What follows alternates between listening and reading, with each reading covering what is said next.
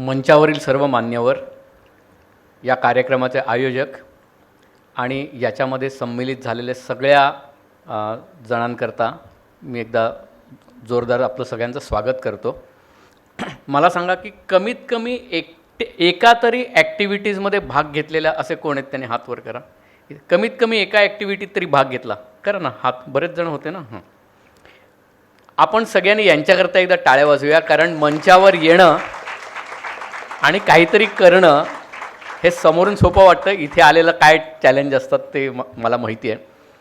आणि दुसरं, या सगळ्याची संकल्पना, या सगळ्या ॲक्टिव्हिटीज ठरवणं, ही डेमॉन्स्ट्रेशन्स करणं, याची कन्सेप्ट करणं, याच्यामध्ये जे होते त्यांनी हात वर करा. आयोजक म्हणजे थोडक्यात कोण कोण आयोजक होते? आयोजकांनी हात वर करा. असं आपोआप तर होणार नाही हे. आणखीन कोण होतं? प्रणव असणार. आणखीन कोण? हात पूर्ण वर करा ना.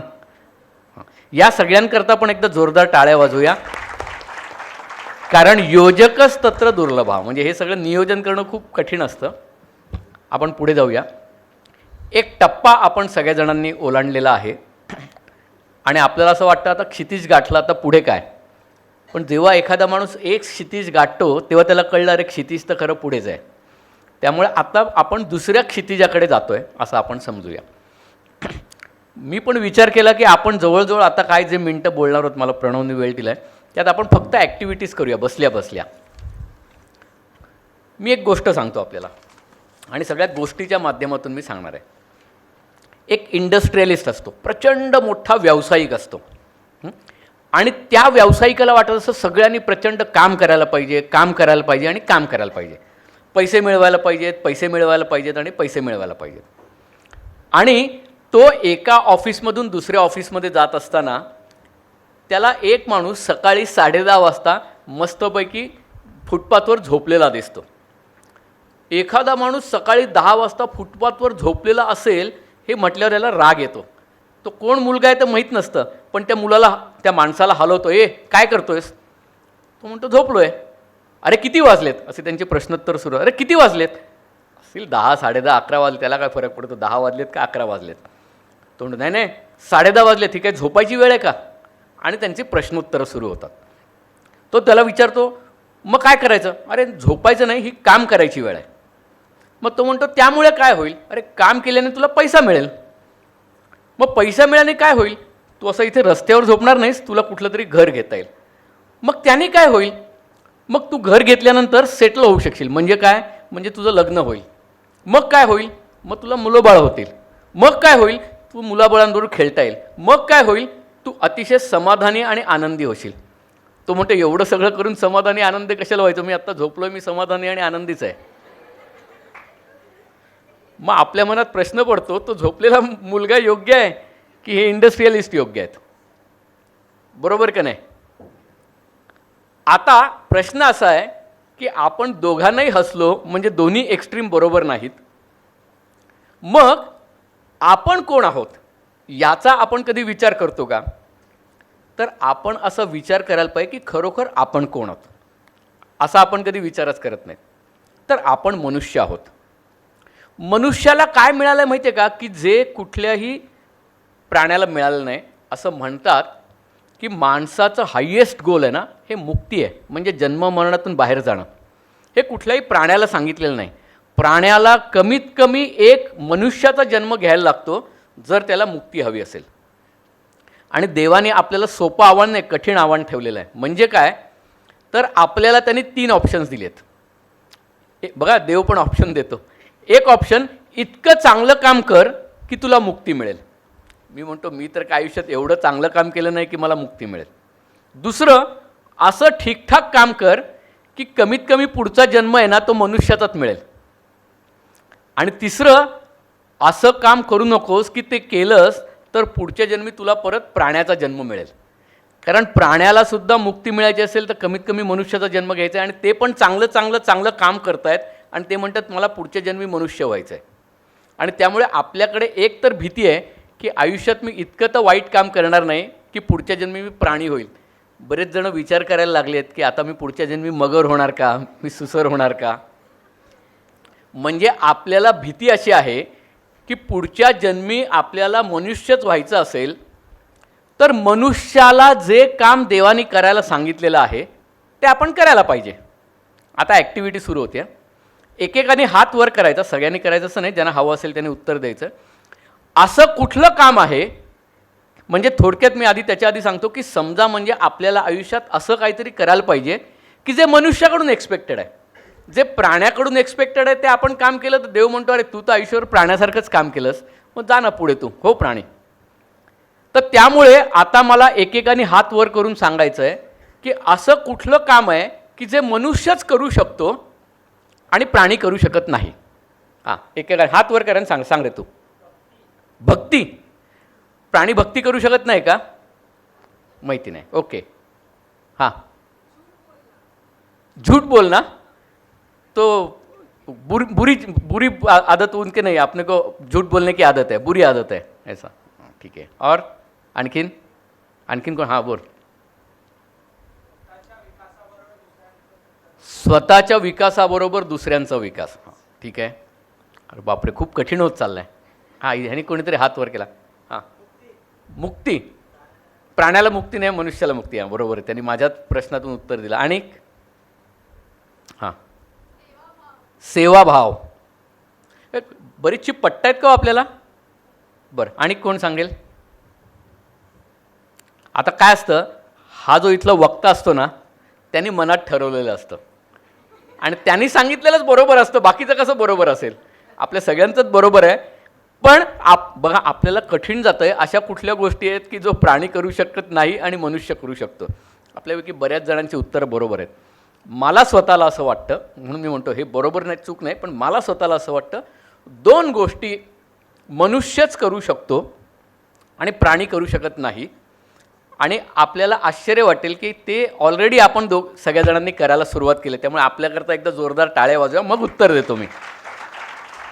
एक, कुठलाही प्राणी काही घडवत नाही, म्हणजे क्रिएट करत नाही.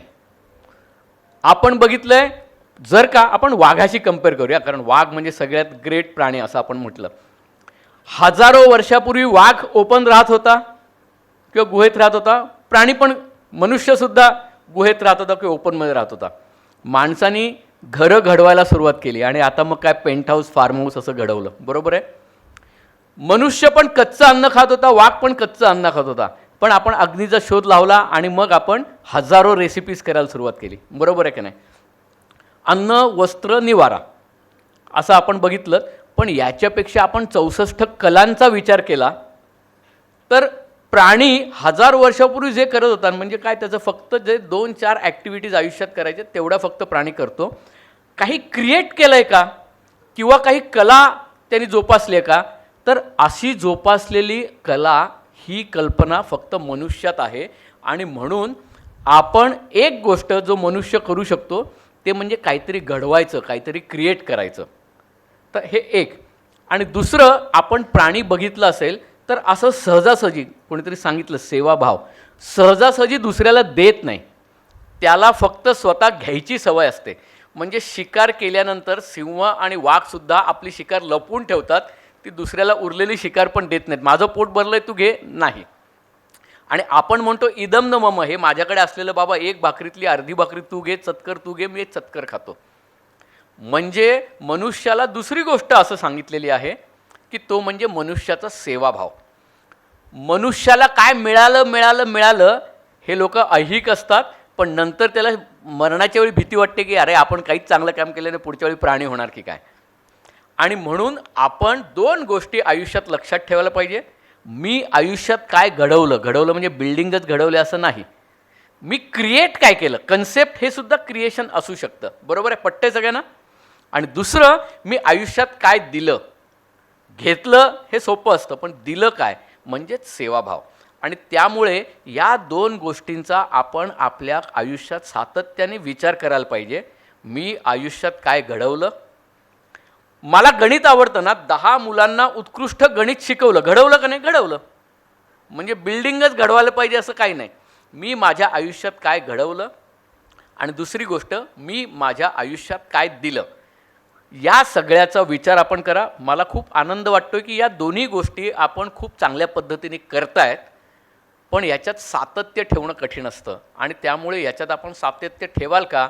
आता मला मिळालं आहे, हे मला मिळालं, आता मी अंकुर प्रतिष्ठानचा कार्यकर्ता म्हणून हे आणखीन लोकांना देऊ शकतो का? मी आणखीन काही क्रिएट करू शकतो का? याचा विचार आपण करायला पाहिजे. मी दुसरी गोष्ट, आता जसं आपण प्राणी आणि मनुष्यातलं धरलं तसं आपण सजीव आणि निर्जीवातलं धरूया. अशा कुठच्या गोष्टी आहेत की जे सजीव करू शकतो पण निर्जीव करू शकत नाही? सांगा. हात वर करायचं आणि सांगायचं. हां, थांब एक थांब, मागचा नाही हात वर. हां, दुसऱ्याला जन्म देणं. ठीक आहे. आणि हां बोल. श्वास घेणं. वा, चांगलं आहे. अशा 1000 गोष्टी आहेत. एक आणि दोन सांगा. हां बोल बोल बोल बोल. जीव लावणे. वा, चांगलं आहे. हां, आता शेवटचं उत्तर. हां, आजूबाजूंच्या गोष्टींची जाणीव ठेवणे. ठीक आहे. आता परत तुमच्या सगळ्यांची उत्तरं बरोबर आहेत आणि अशा पण लाख गोष्टी सांगू शकतो, बऱ्याच जणांना आठवत पण असेल. परंतु मी आपल्याला एक न्यूटनचा नियम सांगतो. तुम्हाला अरे बरं चाललेलं, आता न्यूटनला कुठे घेऊन आलात तुम्ही? Every body continues to be in it state of rest or of uniform motion unless acted upon by net external unbalance force. कुठलीही निर्जीव गोष्ट एका ठिकाणून दुसऱ्या ठिकाणी त्याला नेट रिझल्टंट अनबॅलन्स फोर्स लागत नाही तोपर्यंत जाऊ शकत नाही. हे टेबल आहे, हे आपोआप इकडून तिकडे जाईल का? नाही. हां, भूकंप झाला तर घसरत घरंगळत जाईल, परंतु स्वतः हे टेबल इकडून तिकडे जाईल का? नाही. मनुष्याने ठरवलं, ठरवू नका तुम्ही आत्ता, की सर बोलतायत आपण सगळ्या जणांनी वॉकआउट करूया. करू शकतो का नाही? करू शकतो. ह्याचं कारण आपण एका ठिकाणून दुसऱ्या ठिकाणी आपल्या स्वतःच्या शक्तीवर जाऊ शकतो का नाही? मग ह्याचा आपण कधी विचार करायला आहे का की या 2 प्रकारे आपली मूवमेंट होऊ शकते, एक हॉरिझॉन्टल मूवमेंट आणि एक व्हर्टिकल मूवमेंट. हॉरिझॉन्टल मूवमेंट म्हणजे काय? माझं आयुष्य जे वाढत जातं आहे ना, म्हणजे रोज माझं एका दिवसाने आयुष्य तर वाढतच जाणार आहे ना, बरोबर आहे का नाही?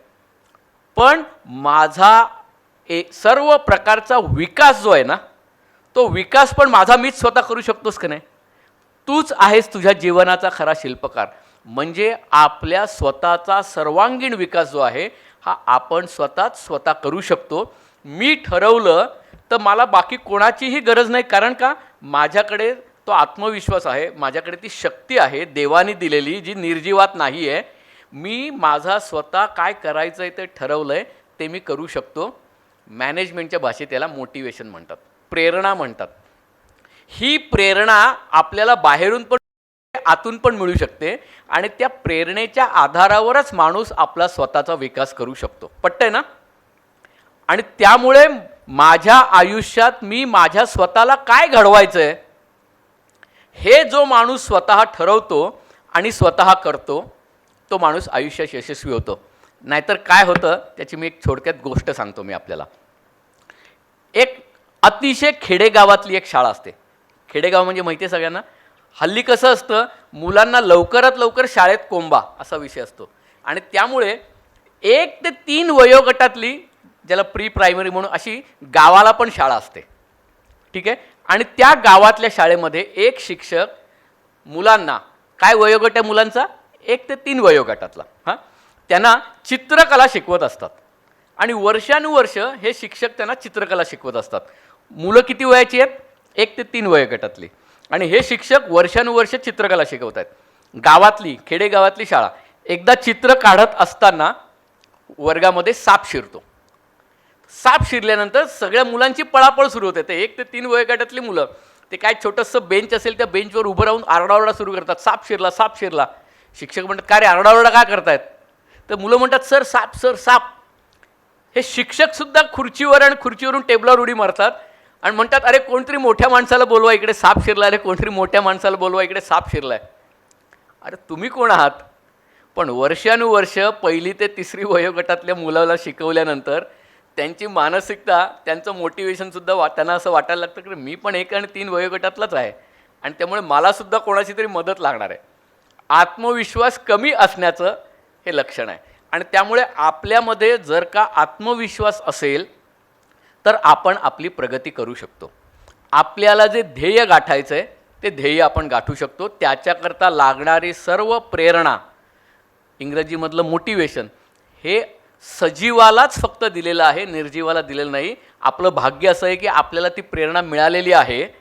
त्या शिक्षकांना अरे मला कोणीतरी धक्का मारेल मी पुढे जाईन, अरे मला कोणीतरी धक्का मारेल असं पुढे जाईल, असं न करता स्वयंप्रेरणेने जो काम करतो तोच आपण ठरवलेल्या उद्दिष्टामध्ये यशस्वी होतो. आता तुम्ही म्हणाल मला तर काय करायचं आहे ते माहिती नाही आहे, माझं शिक्षण झाल्यानंतर काय होणार ते मला माहिती नाही आहे, मी पुढे कोण होणार ते मला माहिती नाही आहे, मला शिक्षक काही सांगतच नाही आहेत, माझा विकास कसा होणार. आता मला काय व्हायचं आहे हे नक्की ठरवायचं कसं, मला कोण सांगणार मी काय ठरवायचं, मला काय ठरवायचं आहे ते. मी शेवटची गोष्ट सांगतो आणि संपवतो. आपल्या सगळ्या जणांना कुठलं फळ आवडतं सांगा. एकेकाने हात वर करायचा आणि सांगायचं. पहिलंच उत्तर बरोबर असणार आहे सफरचंद. दुसरं आंबा. ठीक आहे, आता मार्च आल्यामुळे उन्हाळा आल्यामुळे आंबा आंबा म्हणू शकतो. ऑक्टोबर नोव्हेंबर असतं तर म्हटलं नसतं. आणि हळूहळू आंबा का म्हटलं माहिती आहे, अजूनही हजारात आहे. जेव्हा मे होईल, जेव्हा शेकड्यात येईल तेव्हा आपण घेऊ शकतो तो. आता मी तुम्हाला आंब्याची एक गोष्ट सांगणार आहे. आपल्यापैकी कोकणातलं कोण आहे? अरे बापरे, बरेच कोकणातले दिसत आहेत. कोकणातला खास आंबा असतो त्याला काय म्हणतात? आता रायवळ म्हणू नका, हापूस. ठीक आहे, मी आता आपल्याला हापूस आंब्याची गोष्ट सांगणार आहे. आणि हापूस आंब्याची गोष्ट ज्याला कळली ना त्याला आयुष्य काय करायचं ते कळलं. सोपे आहे का नाही? एवढं शिक्षण असेल तर काय पाहिजे आणखीन. आता हापूस आंबा असतो ना, त्या हापूस आंब्याला समजा त्याची आंबा असतो, आंबा खाल्ल्यानंतर काय उरतं? बाठ, कोय उरते, बरोबर आहे. ती कोय जर का समजा आपण, म्हणजे मी कशावरून आता सांगतोय की मला काय बनायचं ते माहितीच नाही, तर आता त्याच्याकरता मी ही गोष्ट सांगतोय. ती बाठ, ती कोय जमिनीत पेरली, किती टक्के शक्यता आहे की त्याच्यातून चिक्कू येईल? 0. अरे कॉन्फिडंट लॉक किया जाए. ठीक आहे, पेरू तरी येईल? नाही. तुम्ही म्हणता हो सर निश्चितपणे एक तर काही येणार नाही आणि आलं तर आंबाच येणार, बरोबर आहे. हां, मग आता मला पुढचा प्रश्न, मी तुम्ही जेवढं हो म्हणणार ना तेवढे मी तुम्हाला प्रश्न विचारणार. जोपर्यंत तुम्ही हरत नाही तोपर्यंत मी प्रश्न विचारणार आहे. मग आता तुम्ही मला सांगा, या आंब्याचं झाड केवढं असतं? त्या आंब्याच्या झाडामध्ये हा एवढा आंबा असतो समजा. हां, त्याची कोय किती असते? तिची कोय एवढीशी असते. आणि लहान असताना आपण सगळे उद्योगी असतो का नाही, क्रिएटिव्ह असतो, ते आपण फोडून बघतो आणि त्यात काहीतरी छोटंसं पांढरं असतं, ती बी असते. आता त्या आंब्यातल्या कोयीतल्या त्या बीला कोणी ज्ञान दिलं की तुला आंबाच बनायचं आहे? कोणी ज्ञान दिलं सांगा. आता कठीण व्हायला लागले तर प्रश्न. आता हात वर करायला सांगायचं, त्या आंब्याच्या कोयीला कोणी सांगितलं? एकाला येत नाही, हात वर करा ना. बरोबर आहे तुमचं उत्तर. हां बोला. त्यात नैसर्गिक त्याच्यामध्ये असतं. हां ठीक आहे. आणि बरोबर आहे. आपण आता खूपच सायन्सवाले असतील ते म्हणजे त्यांच्या DNA मध्ये असतं, बरोबर. परंतु ते त्याला बाहेरून मिळालं का? म्हणजे एक दिवशी देव आला, देवाने त्याला इंजेक्शन दिलं की ज्याच्यामधून त्याला कळलं की अरे आंबा बनायचा आहे, चुक्कू आणि पेरू नको. असं झालं का? म्हणजे त्याला ज्ञान आतमध्येच होतं. मग जर का त्या आंब्याच्या कोयीतल्या त्या छोट्याशा बीमध्ये अख्खं आंबाचं झाड बनण्याचं ज्ञान असेल तर मग आपण त्याच्यापेक्षा तर श्रेष्ठ आहोत ना. मग आपल्या आतमध्ये ज्ञान असेल का आपल्याला काय बनायला पाहिजे? का कोणीतरी डॉक्टर यायला पाहिजे, कोणतरी शिक्षक यायला पाहिजेत आणि मग त्याने आपल्याला द्यायला पाहिजे? तर आपल्या आतमध्ये ज्ञान असतं, आपण त्याला आत्मज्ञान म्हणतो. पण आपण कधी त्या आत्मज्ञानाशी, आपल्या आतमधल्या जो एनर्जी आहे त्याच्याशी बोलतच नाही का? कारण आपल्याला व्हॉट्सअप दिलं आहे ना, मग त्याच्याशी काय बोलायचं आपण? तर त्यामुळे ते ज्ञान आपल्याकडे आहे, ते ज्याला कळलं त्याचा विकास झाला, ते ज्याला कळलं तो सगळी गोल्स अचीव केली. पण इतकं सोपं नाही आहे ते. आपण आता हे उदाहरण पुढे घेऊन जाऊया, कारण अजून तुम्हाला उत्तर येत आहे. जोपर्यंत उत्तर येणार नाही तोपर्यंत आपलं ठरलं आहे विचारायचं. आता ही आंब्याची जी बी असते ना, जी कोय असते, ती म्हणते आता तुम्ही काही मला सांगू नका, माझ्याकडे पूर्ण ज्ञान आहे, आता तुमची मला गरज नाही, मी आता आंबा बनणार. आता हा झाला अहंकार. मग हा अहंकार झाल्यानंतर एक माणूस येतो, त्याला उचलतो, तो म्हणतो आता तुझ्यात आंब्या बनण्याचं पूर्ण ज्ञान आहे ना? मी तुला घेऊन जातो आणि राजस्थानच्या रणामध्ये टाकतो, बनेल का आंबा? मग ती कोय म्हणते नाही नाही, मला तसंच वातावरण पाहिजे. हिमालयात बर्फात जाऊन टाकलं, आंबा बनेल का? मग ते म्हणते नाही नाही, म्हणे माझ्याकडे असलेलं, परत मी ना मॅथ्समधली टर्म सांगतो, नेसेसरी आणि सफिशियंट असं काहीतरी आपण ऐकलंय की नाही, तर त्याच्याकडे पूर्ण ज्ञान आहे, पण ते ज्ञान सफिशियंट आहे का? नाही. तर त्याच्याकरता आता तो म्हणतो नाही नाही, मला असंच वातावरण पाहिजे, असाच जमिनीचा पोत पाहिजे, बरोबर की नाही? मग असंच त्याच्यामध्ये मला खत मिळालं पाहिजे, असंच पाणी पाहिजे, असंच वातावरण पाहिजे. हे जर का सगळं मिळालं तरच मी आंबा बनू शकतो, बरोबर की नाही? मग याचा आपल्याशी काय संबंध? माझ्या आतमध्ये पूर्ण ज्ञान आहे, पूर्ण ज्ञान आहे, पण मला त्याच्याकरता स्किल्स आणि कॉम्पिटन्सीज बिल्ड करायला पाहिजेत. म्हणजे माझ्या करिअरकरता मला ज्या लागणारी स्किल्स आहेत, कॉम्पिटन्सीज आहेत, केपॅबिलिटीज आहेत, त्या मला बनवायला पाहिजेत. मला तसंच वातावरण पाहिजे पोषक, मला तसंच पाणी पाहिजे, मला तसंच खत पाहिजे, मला तसंच सूर्यप्रकाश पाहिजे, तर मी बनू शकतो. म्हणजे माझ्या आयुष्यात मला काय करायचं हे माझ्या आतमधून माहिती आहे. असेल हरित देईल खाटल्यावर मी ठरवलं आर्किटेक्ट बनायचं आणि 200 मजल्याची बिल्डिंग बांधायची, असं बांधून होणार नाही. त्याच्याकरता लागणारी स्किल्स, कॉम्पिटन्सीज, केपॅबिलिटीज, स्ट्रेंथ सगळं पाहिजे, बरोबर आहे का नाही? अजून प्रश्न संपले नाहीत. तुम्ही म्हणणार काय आंब्यावर किती विचारताय तुम्ही, खायला तर देणार नाही, नुसतं प्रश्न विचारताय. आता माझा प्रश्न आहे, आपण सगळ्यांनी कुठला आंबा सांगितलं? हापूस. आता आपलं ठरलं ठीक आहे, कोकणातच ते झाड लावायचे. आता ना ओरडायचं नाही, फक्त हात वर करून मी आपल्याला 3 ऑप्शन्स देणार आहे. आता मी 10 आंब्याचे, म्हणजे हापूस आंब्याच्या कोयी ज्या आहेत ना, त्या हापूस आंब्याच्या कोयी चला रत्नागिरीमध्येच एका ठिकाणी वेगवेगळ्या अंतरावर त्या जमिनीमध्ये पुरल्या, हां, आणि त्याला लागणारं खत पाणी सगळं देत राहिलो.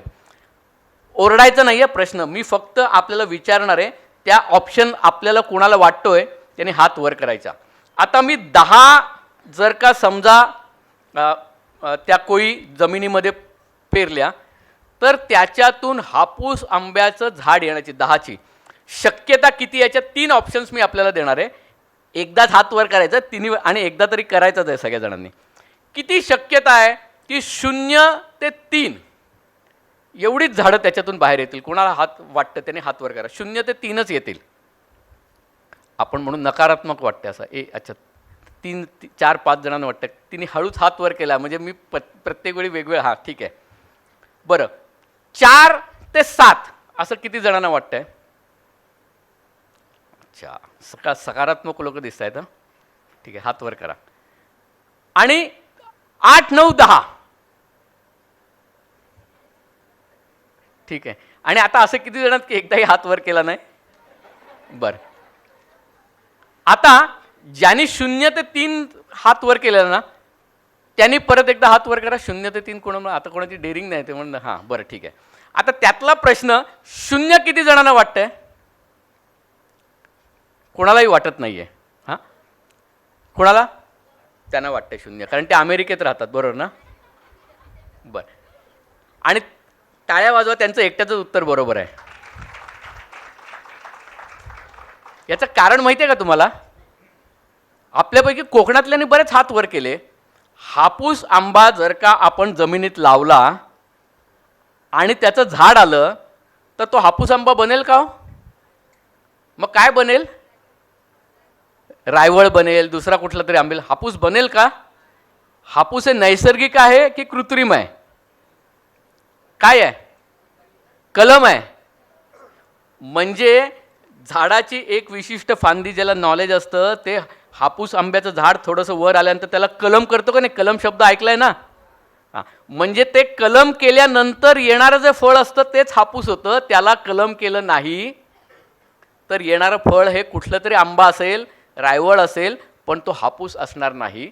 आणि म्हणून याचा अर्थ असा, एवढं सांगून मी संपवतो, की आपण कितीही आपल्याकडे ज्ञान असलं, आपण कितीही स्किल्स आणि कॉम्पिटन्सीज मिळवल्या, तरी आपल्याला दिशा देणारी व्यक्ती जोपर्यंत नाही, आपला त्या क्षेत्रातला गुरु आपल्याला मिळत नाही, तोपर्यंत आपला पूर्ण विकास होऊ शकत नाही. आणि म्हणून या निमित्ताने मी सांगेन की एक अंकुरसारखा चांगला फोरम आपल्याला मिळालेला आहे. आपली करिअर कदाचित वेगळं असेल, परंतु ज्या करिअरमध्ये आपण क्रिएट करू, घडवू, पण त्याचबरोबर सेवा देण्याची जी संकल्पना आपल्याला पुढे घेऊन जाणार आहेत, तर आपल्या आधी 5, 10, 15 वर्ष ही जी संकल्पना सुरू केलेली आहे, त्या संकल्पनेमध्ये भाग घेऊन मी सतत शिकत जाईन, आपल्याला चांगले गुरु, दिशा देणारी माणसं मिळतील, असं जर का आपण आयुष्यात ठरवलं, तर मला असं वाटतं आपण निश्चितपणे खूप चांगल्या गोष्टी या करिअरमध्ये कुठलीही भीती न बाळगता की मी नक्कीच प्राणी होणार नाही आहे, कमीत कमी मनुष्य टू मनुष्य तरी राहीन, असा विश्वास आपल्याला वाटेल. आज खूप चांगल्या कार्यक्रमात तुम्ही मला सहभाग करून घेतलं, त्याच्याबद्दल मी धन्यवाद देतो आणि बोलणं संपवतो.